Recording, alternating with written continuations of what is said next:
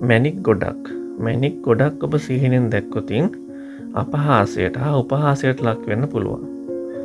ඉතින් ඔබ මැණික් විවිධ වර්ගයේ මැණික් විශාල ප්‍රමාණයක් ඔබ සිහිනෙන් දැක්කොතින් ඔබට යම්කිසි කටයුත්තක් කරලා නැත්නම් ඔබ කරන ව්‍යාපාර කටයුතු නැත්නම් ඔබ කරන රැකියාවේ කටයුතු නැත්නම් ඔබ කරන යම්කිසි ක්‍රියාවක් නිසා ඔබට අපහාස වලට මුහුණ දෙන්න සිද්ධ වෙන්න පුළුවන්. ඒ වගේම උපහාසයට ලක් වෙන්න පුළුවන්. ඒ නිසා ඔබ ඊටමත් ප්‍රවේශමෙන් කටයුතු කරන ඔබ කට පරිස්සම් කරගන්න. ඔබ යම්කිසි උත්සව සභාවකට යනවා නම් ඒ සභාවේදී ඔබ ඊටමත් ප්‍රවේශමෙන් හැසිරෙන්න. ඊටමත් අවධානයෙන් හැසිරෙන්න.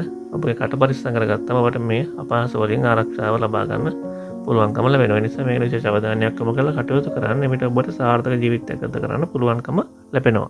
අපි මේ වගේ නිවැරදිම සීන පලාපල ඔබට නිතරම අරන් එනවා.